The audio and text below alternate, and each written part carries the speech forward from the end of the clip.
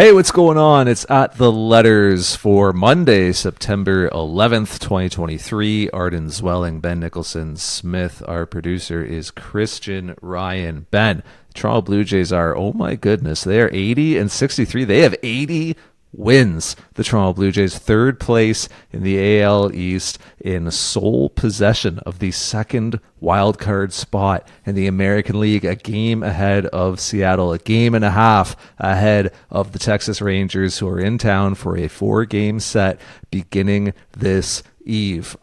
Before we tee up the Rangers series, which is going to be the biggest one we've seen at Rogers Center until the next biggest one, we are now on the other side of the dreaded soft schedule stretch for the Blue Jays. 15 games against teams below 500, some of them truly putrid opponents. The Blue Jays go 10-5 in that stretch on the scale of it's fine, it's pretty good, it's great. Where do you fall as far as evaluating this run of play for the Blue Jays?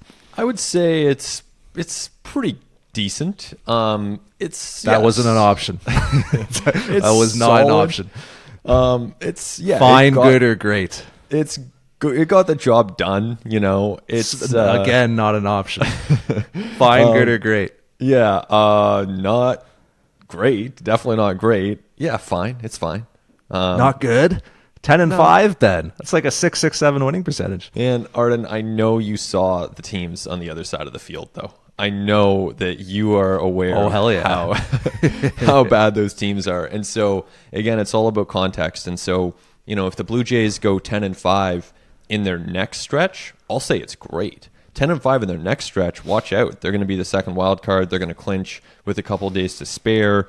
They are going to be in a great position. So I would say 10-5 moving forward is great. 10-5 looking back, you're playing literally the worst teams in baseball, one after the other. And yeah, so you should be winning 2/3 of your games at minimum, just for the Nationals, the A's, the Rockies, the Royals. These teams are horrible. Like, they're as bad as major league teams get. And so, yeah, the Jays were, I think, fine. I wouldn't quite say good. If they had gone even 11-4, I would say good. They're in a good position as a result of this. They're positioned to finish this season in a really, really strong way. But I'm going to land fine. What about you? I think it's good because you won the games, and at the end of the day, they're not going to ask how. They're going to ask how many. So as you mentioned, I'm pretty sure I was at every single one of these games in person. So I have a pretty good vantage point on the quality of competition, which is really, really low. I want to say that I saw 2 good pitchers in this run, Mason Miller and Cole Ragans. I can't really think of another. Well, I don't know. I guess it started with Cleveland, right? So you would have seen like Class A there, and like they've got some decent arms. But the pitching that we saw was just really, really, really bad throughout, and the Blue Jays at no point bludgeoned that pitching in the way that they ought to have. Like, I would have expected that at least somewhere in this recent run of Colorado, Oakland, KC, that you would have had like a 12-2 day or a 9-1 day, and the Blue Jays never really did that. And on some occasions, they in fact needed to rely on the opposition issuing multiple 2-out walks and then melting down with not being able to even throw a pitch near the plate catcher umpire backstop. To that extent, they needed that level of help just to get some runs across. So yeah, if you really dive into the context of it, the Blue Jays didn't play great over this stretch. They didn't perform tremendously, but the results are there. And it is kind of that time of year where the results are all that matters. Yeah, I think they've ended up in a good spot. I think that they are now in a good spot to be able to advance to the postseason, whether that's the second wild card or the third wild card. That'll take a few weeks to decide. You probably can't finesse that. You certainly don't try to land in one spot versus the other. You just try to win at this point. So there's no denying that the place they're in now, with Bo Bichette back on the roster, with the pitching continuing to roll and really give this team just really good performance every single night, it seems, from the pitching staff, they're in a good spot. even as the Texas Rangers come to town, even as their schedule gets a lot more difficult. At the same time, I think there was a pathway in that series to sweep the A's, to sweep the Rockies, to sweep the Nationals. And you're obviously not going to sweep every one of those series. You're not going to go, whatever it is, 13-2 in the course of a 15-game stretch. But there was room to do a little more. At the same time, I don't think it's worth necessarily going back and, going in with a fine-tooth comb at exactly what went wrong. Those wins have been banked, and that's the important thing. And right now, the Blue Jays are in a good spot to be able to advance to the postseason. And, ideally, they don't have to do so on the final day of the season and burn Kevin Gausman. Ideally, they can set things up a little bit and then really put themselves in a position to win once they get there. I just continue to be baffled by the lack of power from this club. Like, when you look at it overall throughout the season, the Blue Jays make really good swing decisions. They walk at a high clip. They don't strike out a ton. I mean, I'm sure that they're up near the top in batting average, on base percentage, weighted runs created plus. I mean, obviously the pitching is stellar, and they defend really well. But like, just focusing in on offense, I just continue to not believe that we haven't had more days like Saturday when George Springer goes deep twice, and you see what a difference that makes, or that we haven't had like the Vladimir Guerrero Jr. 2 home run game more often. Maybe he has one this year. Like, I continue to be a bit confounded by the fact that you might not see a 25 homer hitter on this club. Like, that is something that if you had suggested it to me going into the season, I mean, I wouldn't have believed it. I mean, I would have looked at, Vladdy and Springer as guys who could get to 30. I would have looked at Dalton Varsho and Bo Bichette and Brandon Belt as guys who could get to 25. I mean, you could put Matt Chapman in there as well. I mean, you could put Alejandro Kirk in the, realm of hitting 20. It's just that to me has been just the one missing ingredient all year. And it's a little bizarre when you look at just the quality of contact that the Blue Jays make. Like, they do hit the ball pretty hard, and they do make a lot of contact with opposing pitchers. I just cannot tell you why balls have not been clearing the fence, but I do think that is the biggest missing ingredient holding this team back from looking a lot better.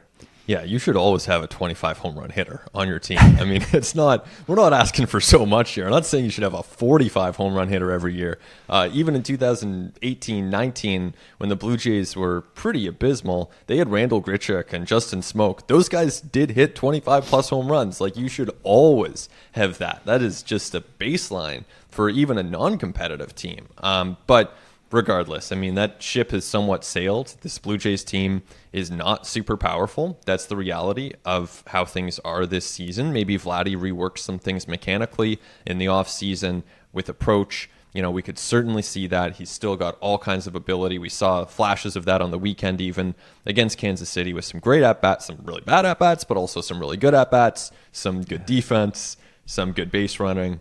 What do you got on Vlad? I mean, it's just Vlad. It's just the most perplexing season. We talked about it last time, and we've been talking about it all season. And then you just got me thinking, even within the microcosm of this Royals series, he had some really he probably had the best approach, I think, against Ragans of anyone. By far. I thought he had great plate appearances. Yeah. Saw 8 pitches his first time up. He walked against him. Yeah, right. Yeah. Looked really good against one of the best pitchers that we've seen in weeks. But you also saw plate appearances in that Royals series that Vlad just gave away when he was swinging at 0-1, 0-2 ball-to-ball sliders on Friday off the plate that were just inning. Nowhere near. It's just bewildering to me. And then you look at even his month of September, his chase rate is way down from where it was earlier this year. August was a yearly high in his chase rate. Chased all the time in August. He's brought it back down. July was a down month as well, but the first half of the season, the chase rate was up. I think overall this year, it's around 30%. And I think that for Vlad to be at his best, it's got to be closer to 20. So and Shai and I actually talked to him on the road trip in Oakland about it. And he talked about zoning up and about looking for his pitch and being aggressive on his pitch and not getting himself out on, that 0-1 or even 0-0, borderline pitcher's pitch strike and letting that go and taking that strike and getting to the pitch that he can drive. So he's aware of it and working on it. But then there still were plate appearances against Kansas City where you just kind of shook your head like that, clearly that's not the approach that you had at that time.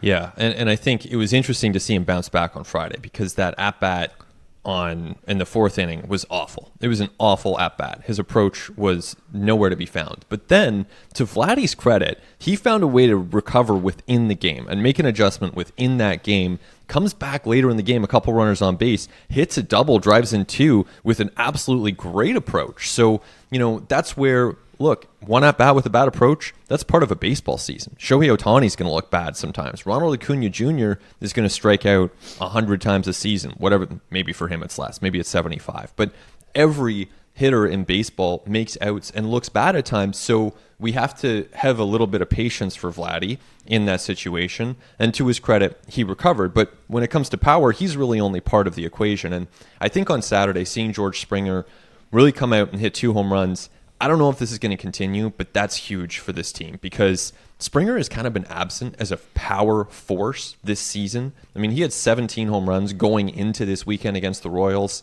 hits 2 on Saturday to bring him to 19 on the season, but they need him to be more like a 30 home run hitter. George Springer was not signed for $150 million to hit 17 home runs and, post a 730 OPS. So if he can continue this, and he's been really good since the start of August, then that would go a long way toward making this Blue Jays lineup just a more threatening group from night to night.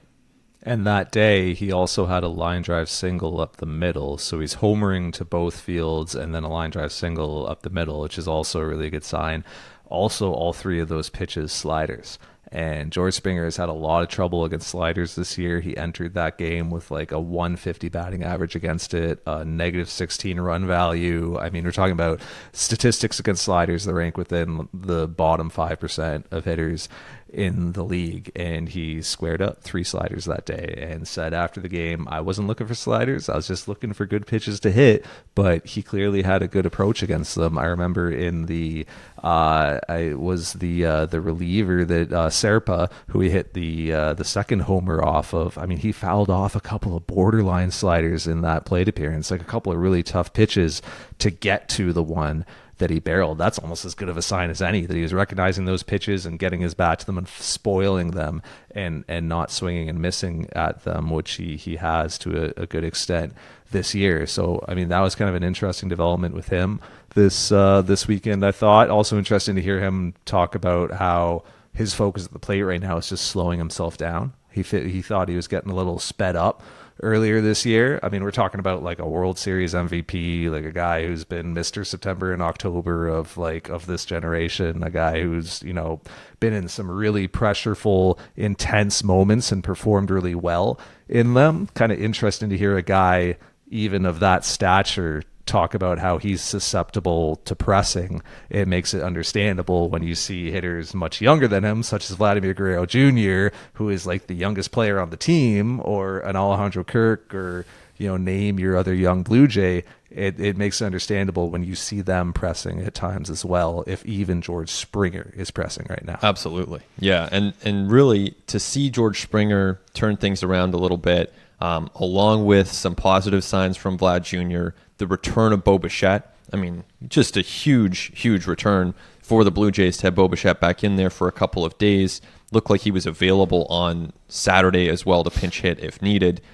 So, that's massive. Obviously, he's been their best hitter this year. So the lineup is starting to look solid. And I think the path for this team, if they're going to win 4 playoff series, the path is still going to be driven by pitching. And their pitching continues to look really, really good. Kevin Gausman lined up for game 162. Obviously, you just push him to game 1 of a playoff series if you've clinched by that final Sunday 3 weeks from now. So their pitching should line up pretty well with Barrios and Bassett following Kevin Gausman. You've got Ryu and Kikuchi pitching well. You've got a bullpen that looks strong with Eric Swanson back. So, this is...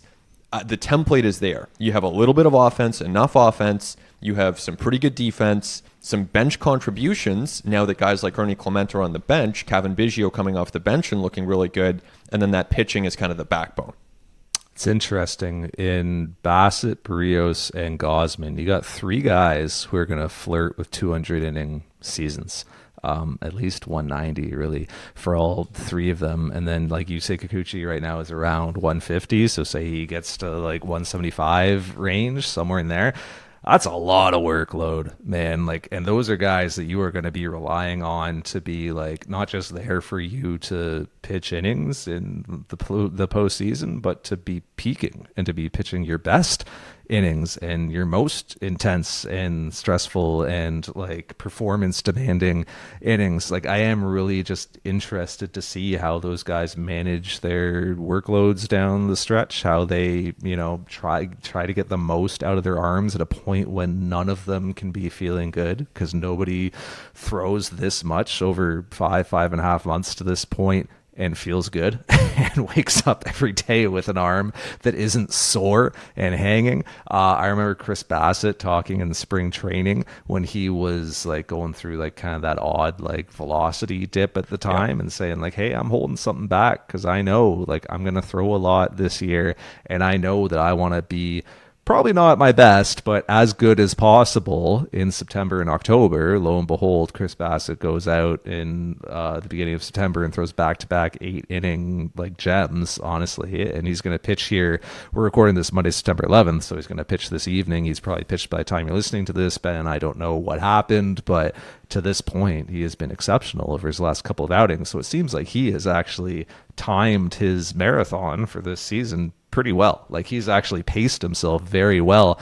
There's something to be learned there for young pitchers who maybe come out of the gates in, you know, late spring training, early season, throwing 98, 99 max effort, putting everything into it, and don't hold up over a full year. I'm interested. So I bet that Chris Bassett's going to continue to perform well, because I trust him to have managed things well. And I'm interested to see what that also looks like for a Barrios, for a Gosman, and for a Kikuchi.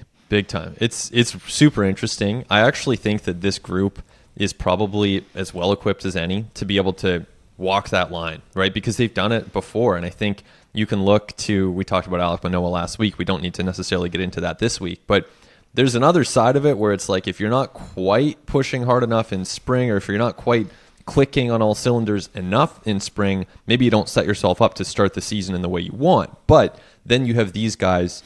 Kevin Gosman gets to the end of August. He's like, you know what? I've pitched at altitude a lot. I'm going to skip a bullpen before Coors. And then he, you know, that start goes the way it goes. But then the next start, he's able to go 100 plus pitches, really eat some innings for the Blue Jays. Barrios has obviously done it before. Kikuchi, maybe this is a little uncharted territory, but I think in particular those front three, the right-handers of Gosman, Barrios, and Bassett, man, that is a group that there's a lot of experience there, and this is where that experience can really help out. And you know, they obviously need those guys. They're the backbone of this team.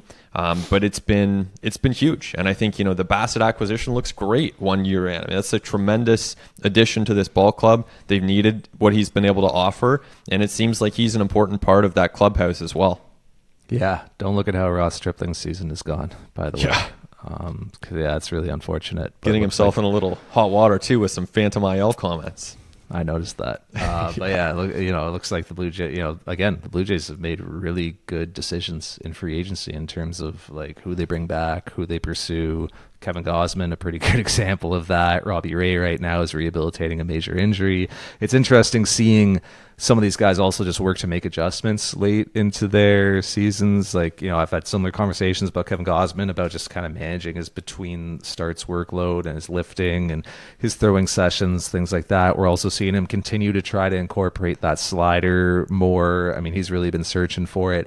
It's not his best pitch. It's not a fantastic pitch. He's done a lot of work with Pete Walker on trying to develop like more of a sweeper and just kind of making it, you know, break a bit more side to side. He really just wants to steal a strike with it every once in a while. Yep. He's been burned throwing it a number of times. And against the Royals, honestly, like his fastball command was just so good. Like he didn't need it. Like he was just dotting that fastball bottom of the zone, which makes his splitter that much more effective, because as a hitter, you're just like in complete, like you're just bewildered with like, all right, the fastball and the splitter both look the same and they're both coming on the same plane in the same part of the zone, but one of them's like 96 and the other one is dropping off the table. It's an impossible day as a hitter. So when he spots that fastball like that, great. But when his fastball command isn't quite there, you can see he's trying to have that slider to steal him strikes, but it's been a work in progress. Similar with Barrios, he's really moved away from his four-seamer lately because I think he was running into some of the same issues that he was running into last season, where he was just leaving it in really bad spots, particularly to left-handed hitters. So the adjustment this year seems to have been, hey,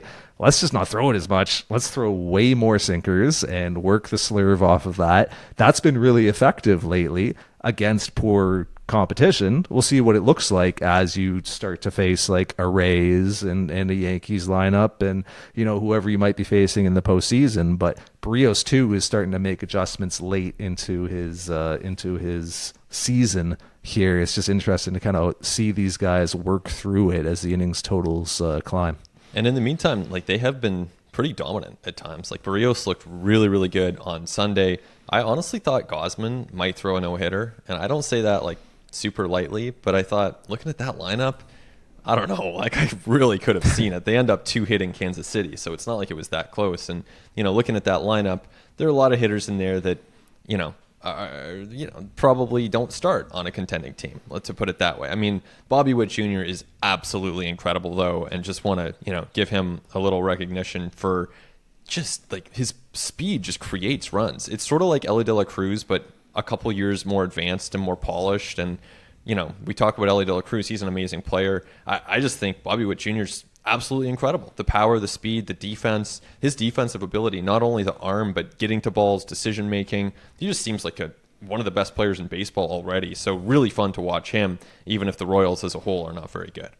Yeah, we didn't see him hit anything too hard when he was in Toronto, but yeah, the speed like puts a ton of pressure on the opposition. And just to tie a bow on the pitching staff as well, like we should give Hyun Jin Ryu some flowers here, because like he has been well beyond expectation coming back from Tommy John surgery. Like the Blue Jays did not expect to be getting this version of Hyun Jin Ryu. 2.65 ERA over his 7 starts, Ben. I mean, he's just carving. He's the cutter isn't what it once was.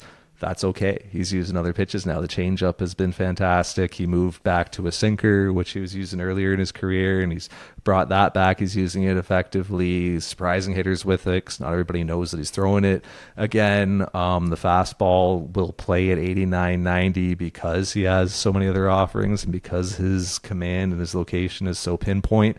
And then he's just like dropping in these 65 mile per hour curveballs that he's striking dudes out with because they're just in between and they're just out of sorts with everything that he's throwing, and because he's locating so well. Hyun Jin Ryu has like something like 6 or 7 strikeouts with those 65 mile per hour curveballs this year.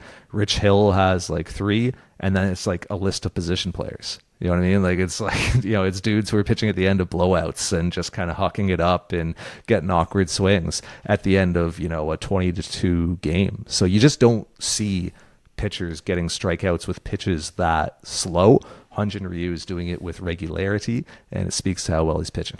Yeah, he's a really important part of this team. And you look at stretches like they're in now where it's 10 games in a row. All right, everyone has to start twice. Like, you're going to need him in that situation. And he's sort of Rich Hill, probably a good comp, kind of like a Kershaw light. Kershaw himself not throwing very hard at this point in the season. And Kershaw's curve's obviously better. It's one of the best curves ever. But Ryu is like, he's very useful. He's very, very needed for this team. And, we'll see what that looks like if they get to the postseason. But the other thing is, like, as much as, there's a temptation sometimes to say, okay, it's going to be Gausman, Barrios, and then after that it'll be Bassett. Well, okay, one hamstring strain changes that. One comeback or off an ankle changes that. Or if the Blue Jays lose 3 or 4 against Texas this week, which we'll get to, well, all of a sudden, then you're much more likely to be pushing until the very final weekend of the season. Maybe you have to use Kevin Gausman and Yusei Kikuchi in that game 162 just to get into the playoffs, or just to make sure that you're holding off that other team. Then all of a sudden, you don't have as much choice. Like, you might be using Ryu in game 2 of the wild card series. So there is a huge amount of importance. Even if on paper he's the number 5, you don't know how things are going to go. He could be starting huge games for this team. Yeah, Kevin Gausman right now is lined up for game 162, and the Blue Jays like the way that that's lined up right now because obviously, like, yeah, if you have to win that game, okay, you want Kevin Gausman in the game you have to win. And if you don't have to win that game, all right, it's time for Bowden Francis to throw 60 pitches and, I don't know, Jay Jackson, and Trevor Richards, and Chad Green, and, you know, maybe you're selecting a Mitch White back to the roster. Don't look now. He carved for the Buffalo Bisons the other night, got up to 97. But that would be the ideal scenario for the Blue Jays. And then Gausman is set up for game 1 of Wild Card Series. And then you would have Barrios and Bassett ready to go behind them. Might not happen that way. Like you might need to win 162 and you might need to throw Kevin Gausman in that game. And then you might not have Kevin Gausman for a Wild Card Series. And so it might be a like Bassett Barrios game 1 and 2, and then game 3 you're like, well, yeah, I mean, Kikuchi, Ryu, bullpen day, dare I say it. Maybe Gausman's available in the relief. Like maybe he can give you 30 pitches in the bullpen, but like it's all hands on deck at that point. Like it becomes pretty chaotic, and that's the way it should be. Yeah, totally. So like that, it'll be interesting to see how that plays out, but the Blue Jays have gotten to where they've gotten right now because they have the best pitching staff in baseball. And that, like, results tell you that, performance tells you that, the way they get to those results tells you that.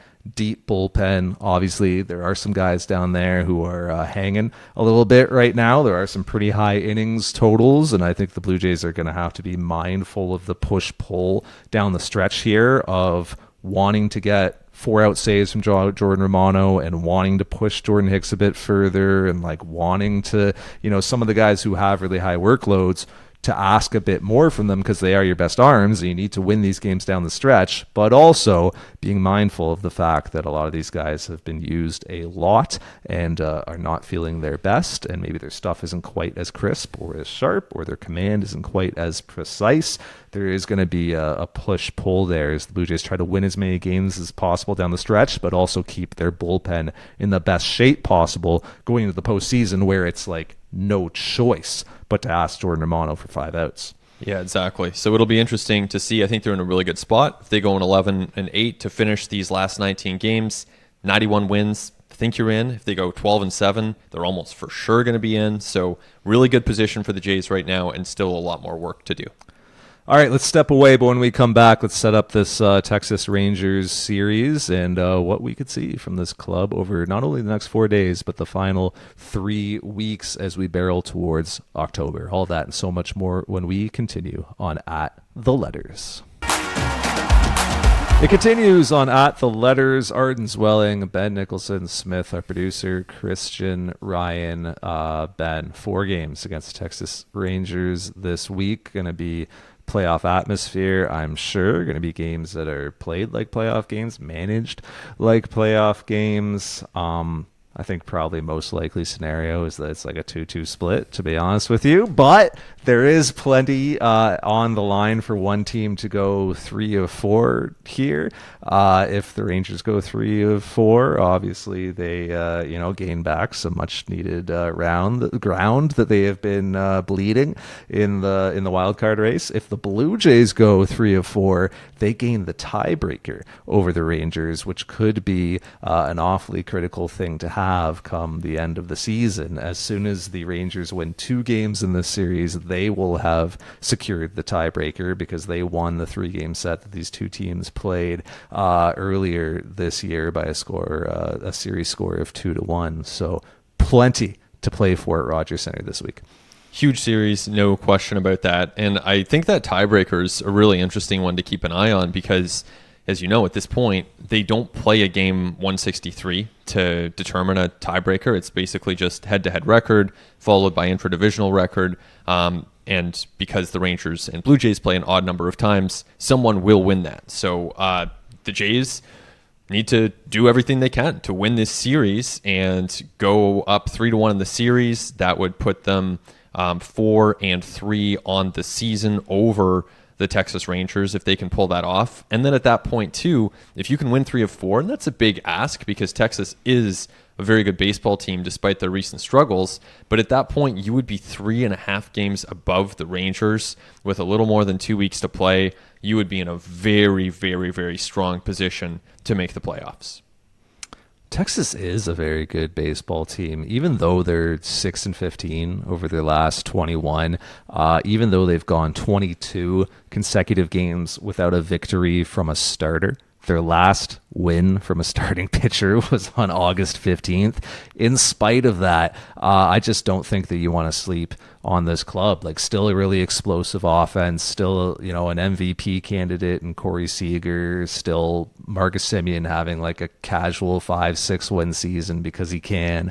And on the pitching side, like, obviously the Rangers have had trouble preventing runs lately, but you look at the track records of a Max Scherzer, of a Jordan Montgomery, of a Nate Eovaldi, of a John Gray even. These are really good pitchers, and these are pitchers who you would expect to perform better, and bullpen performance can fluctuate so wildly over the course of a season. I'm sure if you look at the Rangers bullpen ERA over their last 22 games, it's probably extremely inflated.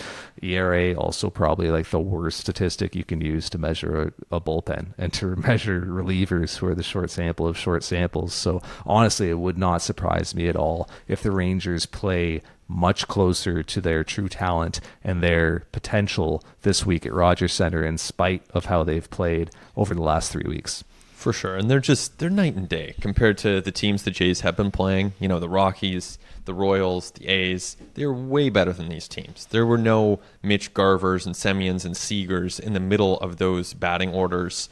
It's going to be a challenge for the Blue Jays to be able to win here, regardless of how poorly things have gone for Texas in the last few weeks. They did sort of recover toward the end of that Oakland series and win their last couple games there to keep the pressure on, but you can't look past it. I don't think anyone's in danger of looking past this series. If anything, going into the Royals series, I'm not saying the Blue Jays themselves, but I think that some of the discussion around the team was already looking ahead to Texas, and now here we are. This is a point in the season where it can be pretty fun. I mean, the Blue Jays, this could shift in a couple games if they lose the first two against Texas. But as things stand right now, the Jays have a tiny, tiny bit of breathing room to work with and some pretty compelling baseball coming up. I imagine that the crowds are going to be pretty packed at Rogers Center. They certainly were Saturday and Sunday against Kansas City. I think that'll probably be the case for most of these games going forward, as it should be. And so it should be some really good baseball. And the goal isn't to have good September baseball. The goal is to win series, and multiple of them in October. But good September baseball is a precursor to that. So I think it should be a lot of fun. Yeah, it's a marquee series. It's a huge opportunity for the Blue Jays. It's your last series against a team that is like anywhere close to you in the standings. So it's your last chance to really like directly impact what's playing out in this wild card race as far as like handing out losses to somebody who you're competing with. The tiebreaker's on the line. You look at the entire season long numbers, and it's the AL's best offense versus the AL's best pitching staff. So that's interesting in and of itself. I'm kind of interested how the Blue Jays deploy for this series, how far they push an Alejandro Kirk, who started all 3 games on the weekend, how much they ask out of their bullpen, how long they let starters go, how quick the hook is on guys. I'm interested in the lineups, how often Davis Schneider is in there, and how often you try to ride a hot streak versus going with maybe historical track record. Like, I'm interested in some of the in-game tactics that are deployed. We saw the Blue Jays playing small ball on Sunday. We saw safety squeeze, like things like that, hit and runs being put on. Like, I'm just interested in the deployment and management of this series. Could be different than we've seen in the past. I can tell you this, the Jays have had an advanced scout following Texas for some time now in person, and they've had the same thing for the Yankees upcoming, the Rays upcoming. They've got somebody on the Twins right now. Blue Jays anticipating that there's a decent chance they're going to play the Twins in the wild card round. Blue Jays have been preparing for this series for some time. Really interested to just see how they approach it over 4 days. Yeah, this is where you get a couple observations just about how the Rangers do things, their tendencies, their pitchers' tendencies, their catchers' tendencies. Do they backpick a lot? Do they pick off?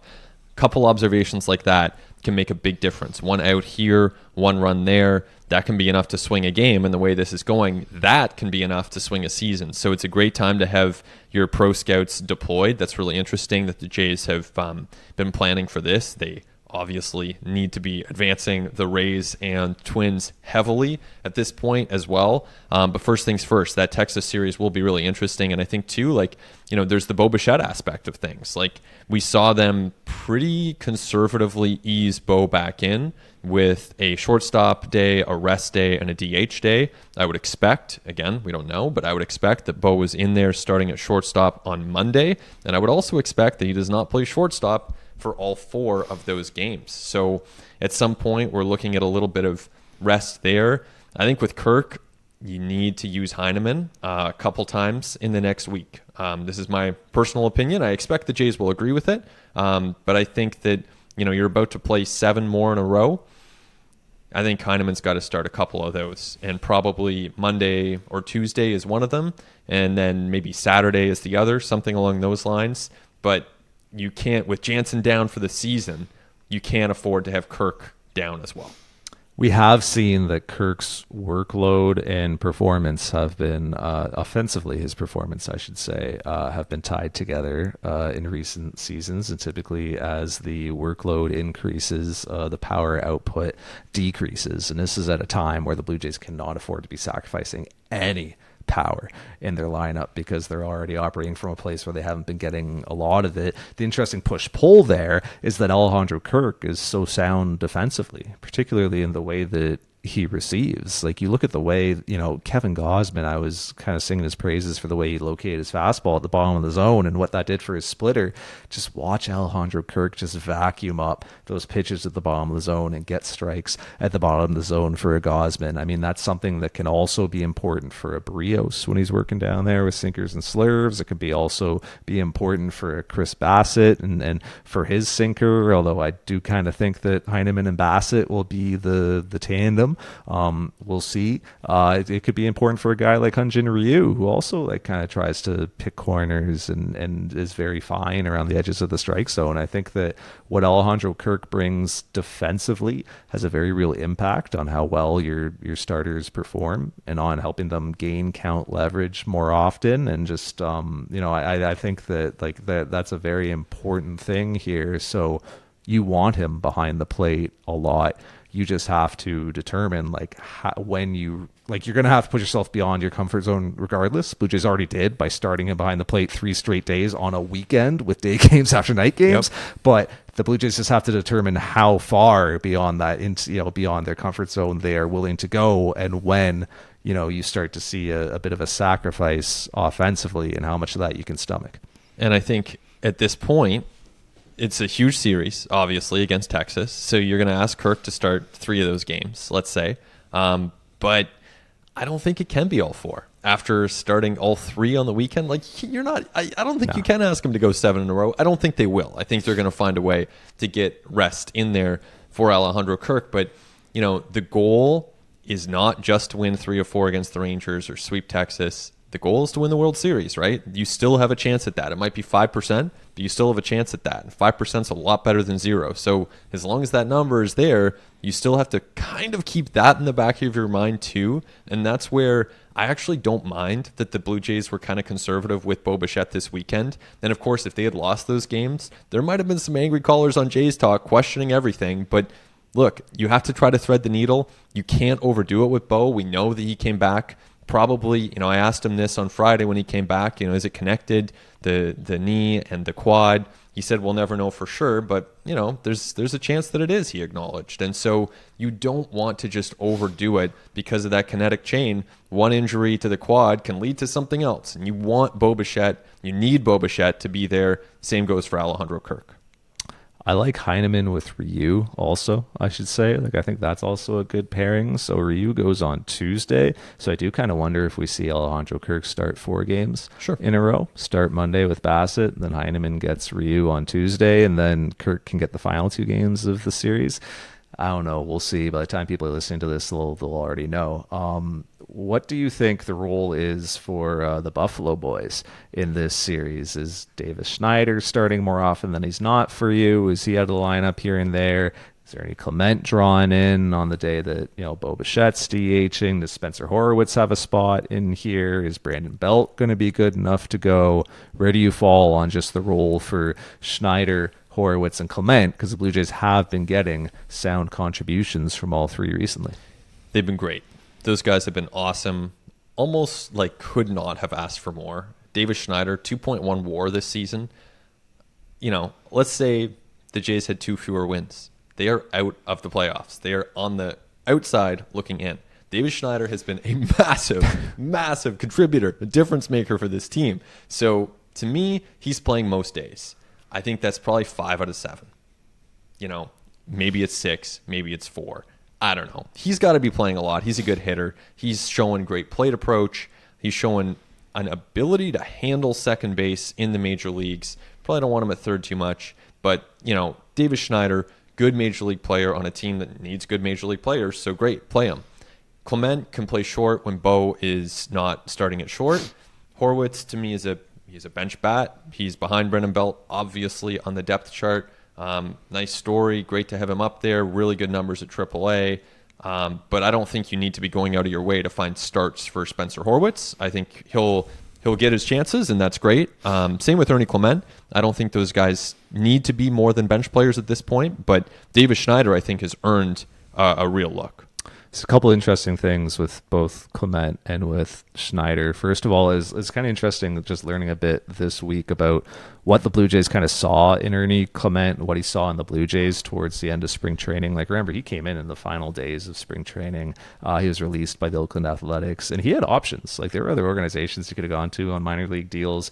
He chose to go to the Blue Jays, first and foremost, because they told him he was going to get regular playing time at AAA, and the Blue Jays AAA affiliate happens to be in Buffalo, which is not far from Ernie Clement's home of Rochester. So that worked. He's been spending a lot of time with his grandmother this season, and that's meaningful to him. But also, the Blue Jays told him, hey, we got some ideas for you when it comes to your swing path, when it comes to your bat path, and how you can maybe get a bit more out of what are like amazing contact rates in the minors. Like, Ernie Clement's always been able to make great contact. Swing decisions somewhat suspect at times, but he gets his bat on everything. He could, like, it's up over 90% his contact rate at the big league level this year, but you look at his batted balls in AAA, and the ground ball rates were always up over 40%, and the line drive rates down below 15. So the Blue Jays gave him some drills to do. He worked with Matt Haig on them all year, flips, T-work, stuff in the cages, all kinds of things to just alter his swing path and relearn some new muscle memory.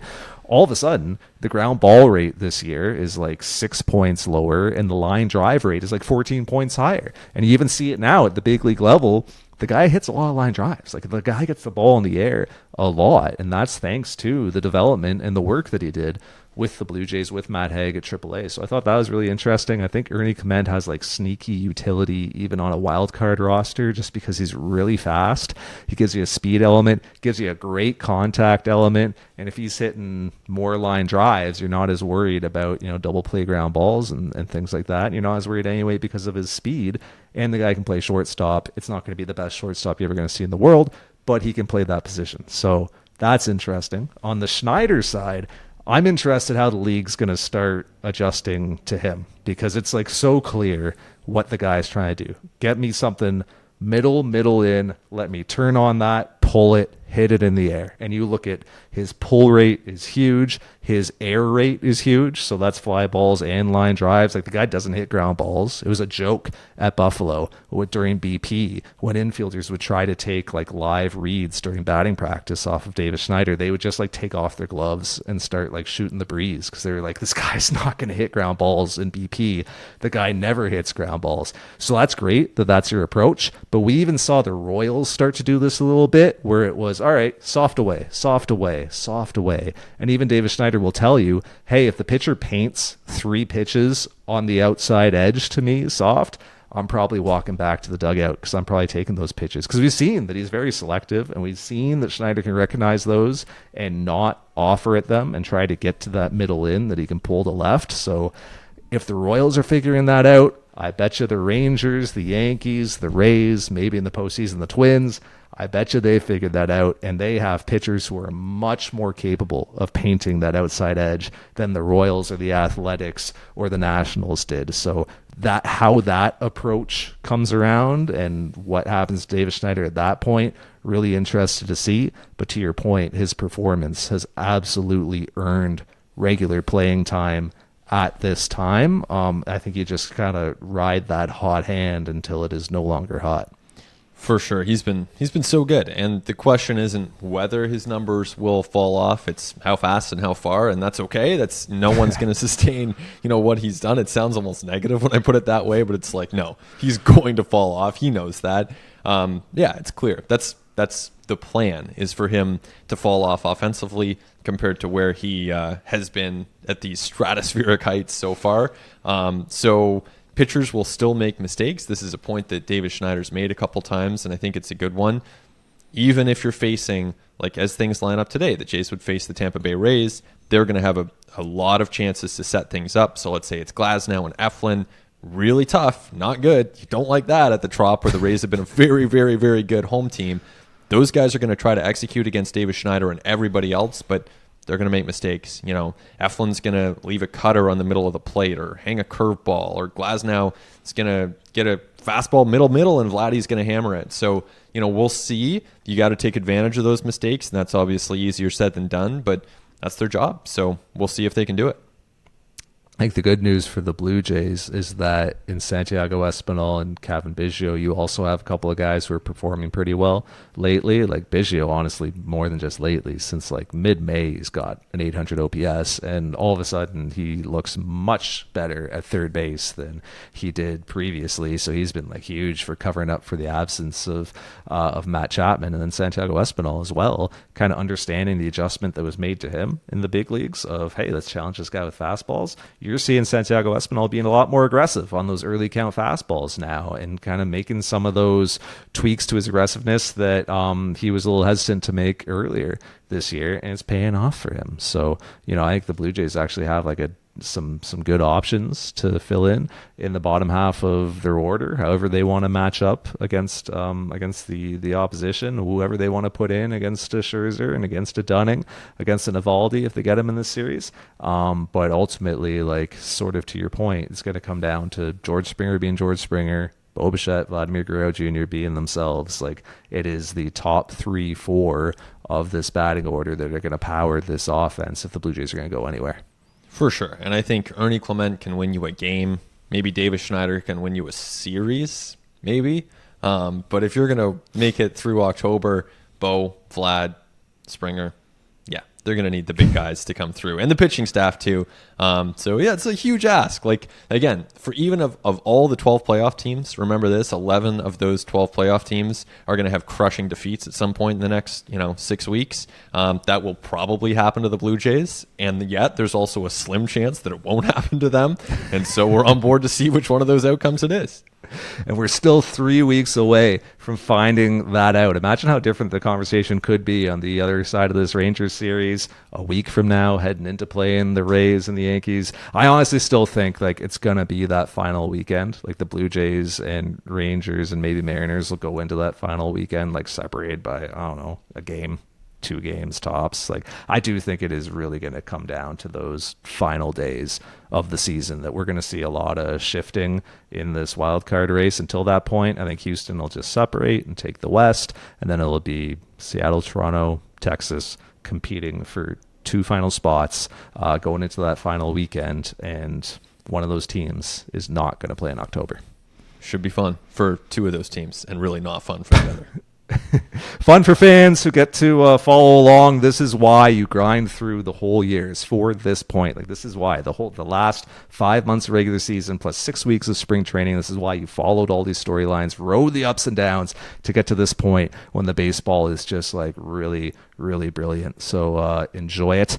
He's been Nicholson-Smith. Our producer is Christian Ryan. My name's Arden Zwelling. Thanks so much for listening. Talk to you next time on At the Letters.